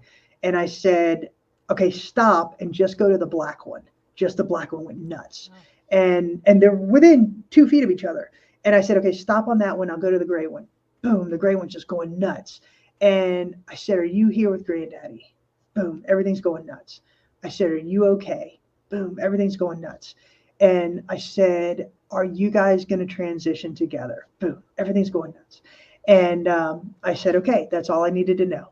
And so that brought me peace, right? I mean, like I said, I was so peaceful in that moment because I knew he was waiting on her, and she went over and met with him, and they moved on together. Because the next week, because we wanted to verify, Jenny and I went back, stood in the exact same spot with the exact same tools, and asked the exact same questions, and nothing, not one blip happened on those things. And it was that, to me, was just the one story that really, like I said, put my mind at ease. I knew she was okay. I knew Granddaddy was okay. And now I know that they're not spirits. They're not ghosts anymore, right? They've moved on to what's next. I'll call it heaven because I'm a Christian. Yes. They've moved on, but he was waiting on her. And so that, to me, is what, one of the theories as to why some of these spirits remain, right? They're waiting on somebody or something to be fulfilled before they can move on. And I think Nana was Granddaddy's unfinished business. He was waiting on her. So that's the closest story that I have. I mean, I think that's probably the most beautiful story I've heard. Yeah, it was, like I said, I've never experienced a dream like that before. Like I said, I can tell you the pictures on the wall behind him, and the way his shirt was buttoned, and like I said, his drawstrings, he was barefoot, and it was amazing. So to me, that was a really cool gift, because I think somebody knew that I was going to take Nana's passing really hard. Yeah. And so that, like I said, that was one thing that really kind of put my mind at ease. And yeah, you had time to get there. Mm-hmm. He gave you time to get there. Yeah. So, I just think that's I just think it's beautiful. Mm-hmm. And when we get the questions, why are we only seeing people from the 1700s or the 1800s? We're not, right? And I literally, like I said, it was 3 hours after she passed. I left right from hospice, and we went right over. And so that was an interesting experience. I'm so glad you shared that, because that's very personal, but very cool. Yeah. And I just think that people are always scared of spirits. That's why a lot of people ghost hunt. Mm-hmm. And I prefer investigate because I don't want to be hunted. Right, exactly. So it's investigation. That's just me. But we're looking for those experiences, and it's not when it's somebody that you love. It's so much better. Well, absolutely. Yeah, it's definitely more personal. But again, when you have someplace like this, where you have like the jail, where you have that connection to it, when you have that connection to them, that's just as profound. When you have somebody talking to you, and you know that you're the only person here, you have somebody whistling. We had a really cool example one night. When paranormal investigators come, they get the jail until 3:30, and so the team that night had left. It was about 3:30 in the morning, between 3 and 3:30 in the morning. And so the team had left, and Miranda was here locking up. And so she was walking from our gift shop, which is that way, and she was coming back into this room. And so as she's walking, there's a foyer right there. So as she's walking, she hears somebody humming. They hum for about 6 seconds, clear their throat, and start humming again. And so, Miranda was like, okay. So she goes back into the gift shop room, and we have a security camera in there. So she calls me at 3:30 in the morning and said, "You're not going to believe this. I heard this guy.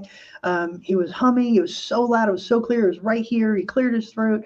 And I said, "Well, we have security cameras in the gift shop. When I get into the jail in the morning, I'll check the cameras and see if we capture the humming."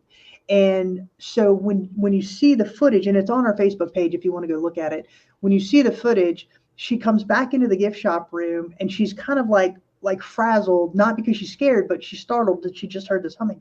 So she seems a little frazzled. And so we didn't capture the humming, but as she walks into the room, we captured 2 voices. The first one said, there she is. And the next one said, not so loud next time. Like, there she, I'm sorry, there she is, but don't hum so loud next time. But Oh my gosh. it was two very distinct voices. And so it was really a really cool capture. That But is again, so that's cool. that's what happens here. Yeah. Yeah. I can't wait to get there. I'm going to have, Lori and I are going to have to coordinate our schedules so that we can Mhm. do that. I already told my husband we're coming. Oh, there you go. And So, if you stay at Rugby, because Rugby actually has lodging in the okay. village of Rugby, and the houses they all have activity. So if you want to message me, we can I will. kind of help you coordinate that if you'd like. But a lot of investigators when they come to this area, because we're a little remote here in rural Tennessee, they do a 2-night investigation. Well, they'll stay at Rugby for 2 nights, and then they'll investigate the jail one night and Rugby the next night. Okay. Good to know. Mhm. And for everyone listening, you got the info. Don't don't be fussy if you don't remember. Just reach out to her. Yeah, yeah. Just reach out. Yep. So, I'm so absolutely thrilled to have you on.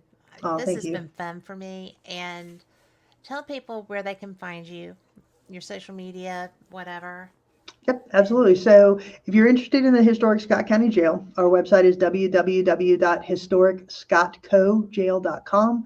Our Facebook page is Historic Scott County Jail, and all the information that you need about the jail is there. We also have evidence that people have captured, that we've captured, all up on our Facebook page. If you want any information, any further information, just message us.